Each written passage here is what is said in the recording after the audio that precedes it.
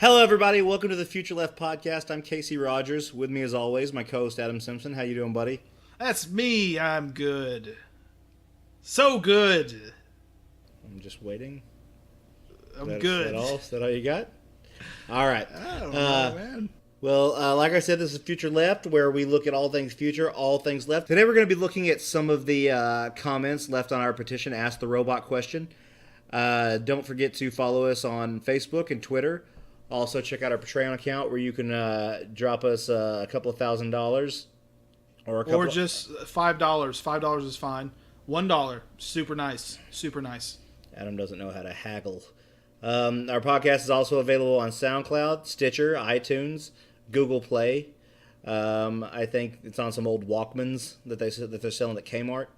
Sure. And sure. It's on Napster. Is that still a thing? I don't know. Anyway, let's get into it, Adam. Why don't you open it up? Yeah. So we had some comments this week on the Ask the Robot question. First one coming from us from New York, New York, from Charlie Oliver. We need to be discussing this issue at all level of politics. It's dismaying and disturbing that the candidates are talking around this topic rather than addressing it directly, she said. I tend to agree with her. I think that in a certain way, because we always talk about jobs in elections, right? We're always talking about how are we going to create jobs and such like that. Is that how we do it? Yeah. Or how do we create an ecosystem where we can create jobs?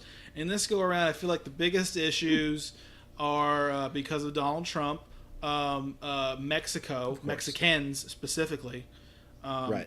Like individual people that are apparently criminals and such that are taking American jobs, and also China, who's ripping us off. China. Yeah, exactly.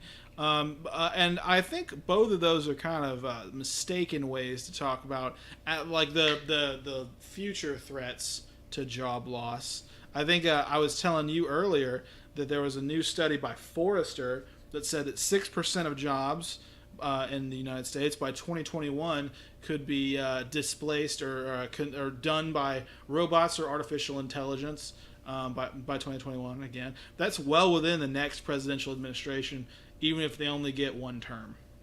So, I mean, it's the kind of thing I wish we were discussing things like that. That's kind of my reaction to that. Anything from you? No, I mean, I think you're absolutely right. I think that the biggest problem is that nothing reaches the level of political discourse where we'll hear our politicians talking about it, unless we are interested in it. We forget about that. We have to think that it's the politicians that are setting the political discourse, but they're trying to play to us. Trying to pander. They're trying to read us, right? So you have to make your opinions available for pandering. And sadly, we have a lot more people in this country that are worried about Mexicans rather than worried about robots. And so that's where we're at. And that's what we're trying to do with this petition. Raise awareness about automation and get it on the national agenda. Indeed. The next one from Dale Frazier in Hillsboro, Oregon, direct and to the point, and kind of is what this whole thing is about. It's coming. It's inevitable. Shouldn't we plan? And that's really my perspective. And I think it's weird because we've gotten so much pushback on the notion that we should have a conversation about this now rather than later. So, but yeah, thanks to Dale Frazier for his comment. So in summation, yes. Yeah, yes, we should plan. We should plan. Just to answer the question, not to put you find a point on it. Yeah, we should plan. Yeah. Another one comes to us from Joshua Trell from Friedley, Minnesota. Friedley. None of the presidential candidates from either major party have discussed how America can get out in front of the coming labor automation revolution and prepare for its impact, not just on the economy, but on our very culture and value system, which still revolves around working for a living. What do we do when advancing automation technology makes even that a privilege enjoyed by fewer and fewer people? And that's a very good point. That's what I'm always thinking about. We can talk all we want to about how to educate people for jobs, for the changing job market that's going to be created by automation. But ultimately, we have very entrenched mindsets that go back hundreds and hundreds of years, perhaps even beyond the, I don't know how much the quote-unquote Protestant, ethic is really part of our national consciousness. But I think there is something to be said. and it's deeply ingrained, this belief about work and how it gives our lives meaning. Yeah, and I think it's part of. I read an interesting article about, that looked at the psychology of like people that just think long term, and typically, we're designed as people that wake up, we don't have food, and we have to find it. That's Right. like in terms of anthropology, that's what's the wiring is still doing in our brains. So it's interesting that I don't know how do we go beyond that?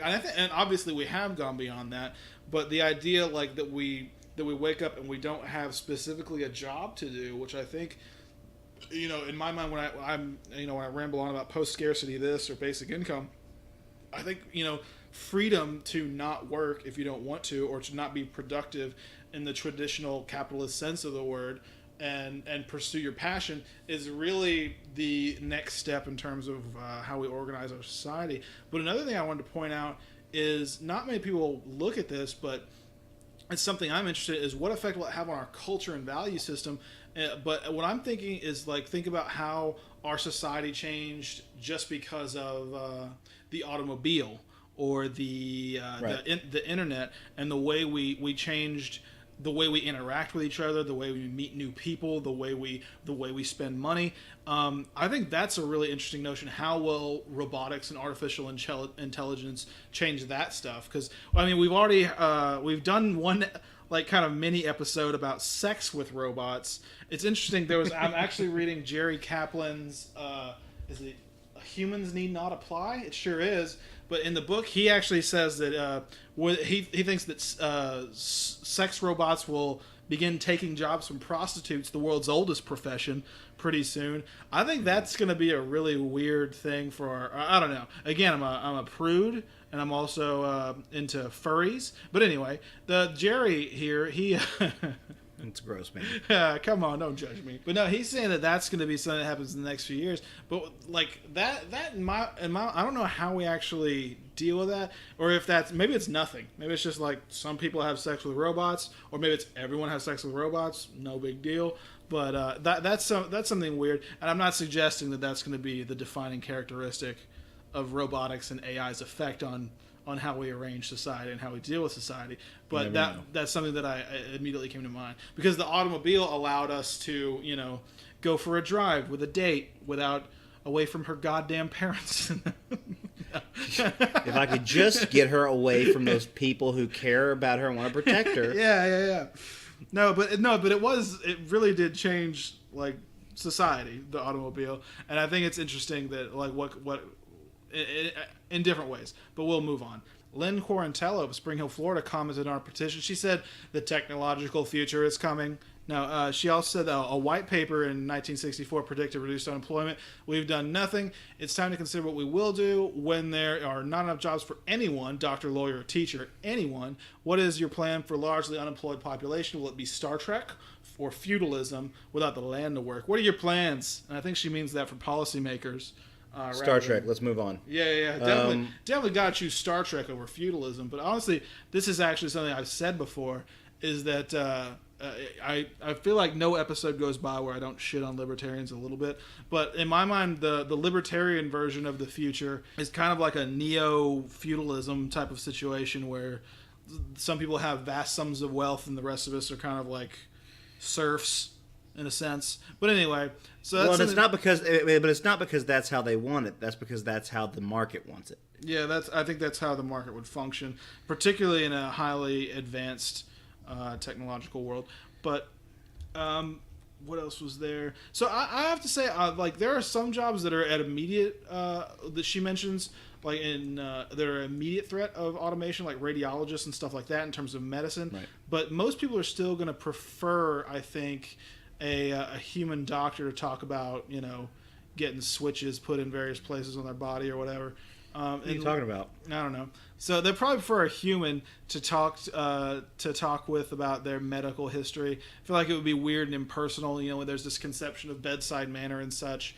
With lawyers, I don't know. Like there's some, like, again, paralegals and are under threat. Teachers, I think more or less teachers will be augmented rather than replaced. I think people will always probably, I don't know, more or less indefinitely prefer a human to teach and socialize with their kids I think so. at school. So, thank God. Yeah. But yeah, thank you for commenting, Lynn. It's an important question. An important comment. Indeed. We've got our next question is from Mike Johnston, no relation, from Naperville, Illinois. No, Mike Johnston of Naperville, Illinois is actually the Mike Johnston of the Robot Overlords podcast, who we chatted about this issue with recently. Yeah, I just now put it together that he has the same name as No, Mike Johnson. It's Johnson for the Libertarian Party, right? Yeah, not yeah. Johnston. And Johnson is such a common name. Come on. It's true. There's probably like 11 Gary Johnsons in my zip code right now. I feel sorry for you. Anyway, Mike comments, I think it's an important issue for society to prepare for, and we should be dealing with this now rather than later. The upsides of automation are more likely if we do, and the downsides is less likely, whereas if we put off the discussion, the odds of bad things happening go up. Even if you think it's unlikely, there are a lot of possible big wins that could be achieved by preparing for the impact of automation that society can benefit from. I tend to agree with that. I mean, it's absolutely. It's like I always say, like this is gonna be transformational. I firmly believe that, and I will argue that that point forever. But in my mind, what we can do now, if we look ahead and we have a conversation now, we can maximize the benefit and mitigate any of the kind of difficulties of that transition. And I think that's the important point for me. But yeah, I agree. I think it's, rather than deciding to worry about the problem when it arises, I think it's something we need to be looking at now. But we don't have a good track record of case in point, global warming. Exactly. But global warming is just a good example, because as he's pointing out, like just with the same thing with climate change, like we're better off preparing for, like, even if the worst predictions of climate change don't come true, we're still going to be better off with clean air, with renewable fuel. So what's all the fuss about? Money. But on that note, cynicism. We'll move to a few of the comments we got on Facebook. Brad Fetterman, he says this will become one of the most paramount issues we face. We're looking at a horizon where we'll have a large amount of people with free time and no money. That is a recipe for disaster. We need the president to look at this issue. Absolutely, Brad.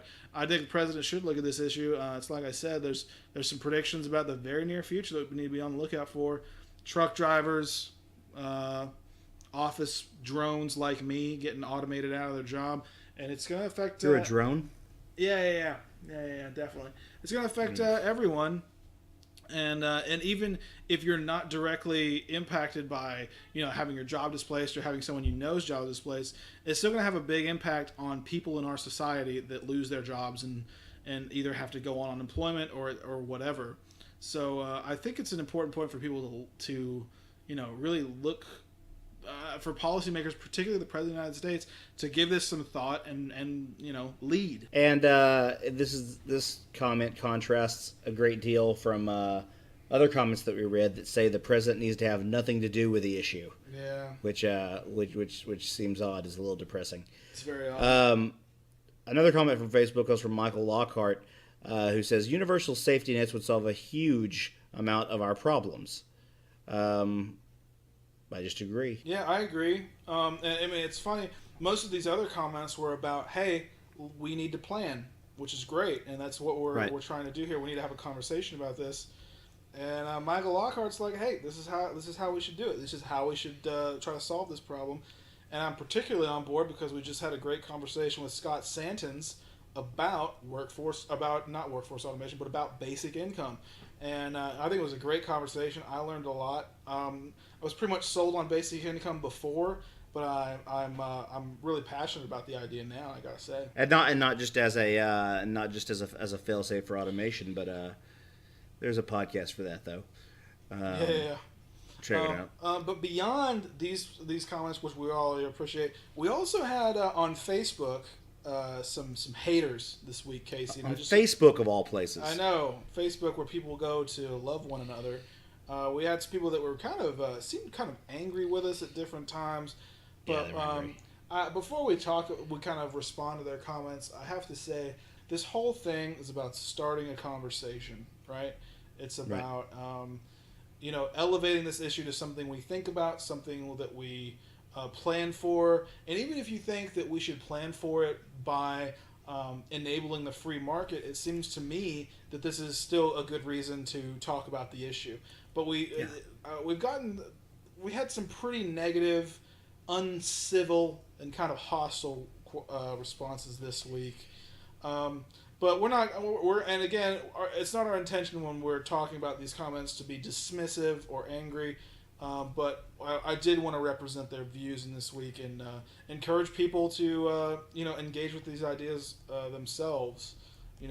Just be a part of the conversation. So Robert Scalise on Facebook commented that the president should have no business meddling in the economy, and this is actually the one of the typical criticisms we've got.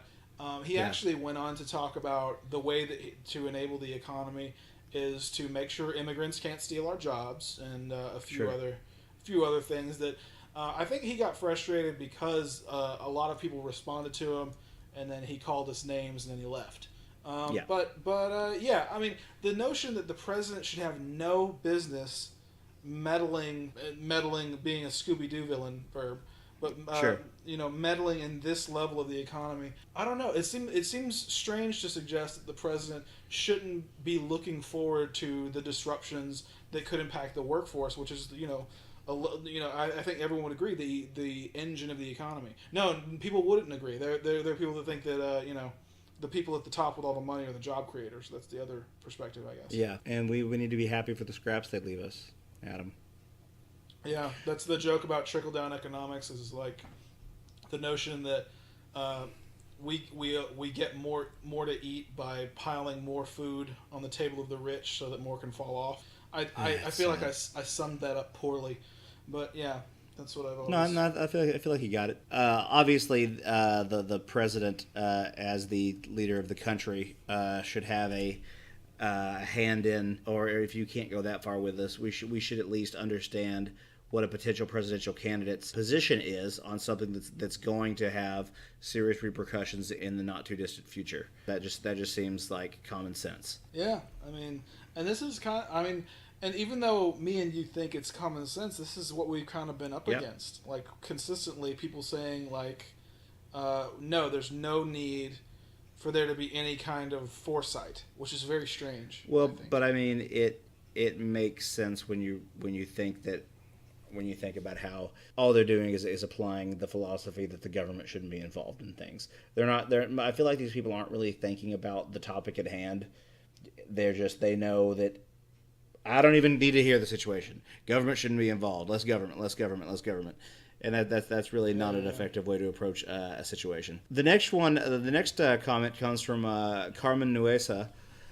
She says politicians should have nothing to do with it except to eliminate useless academic studies such as gender studies, multicultural studies, sociology, etc., from state-subsidized schools and replace them with hard sciences, physics, engineering, software, chemistry, math, architecture.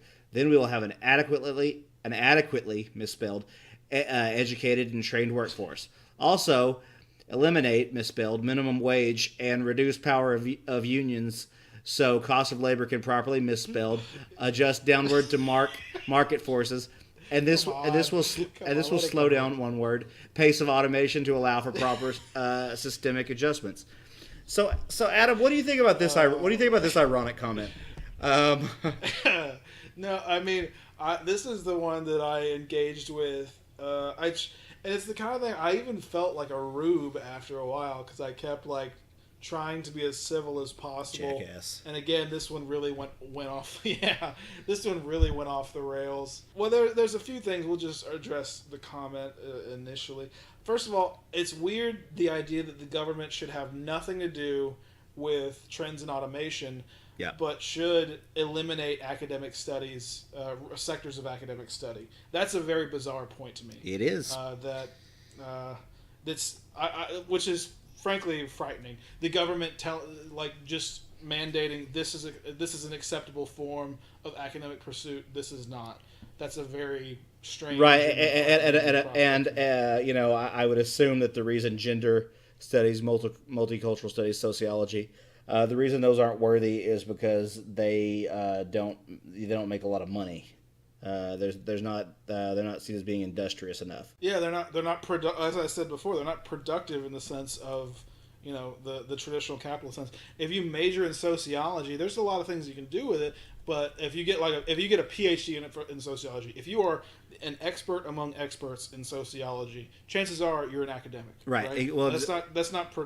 Go ahead. Right, but scholarship is still something our society greatly needs. It's not something that, and also I think this same person also later expressed a lack of concern for data.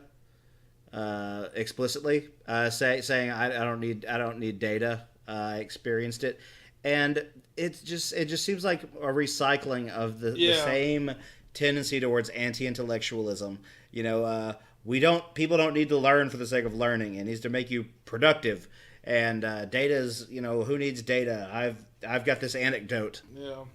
No, I mean, just to be clear, I mentioned that manufacturing productivity had doubled since the 80s, and she disagreed, and so I presented some Bureau of Labor Statistics data.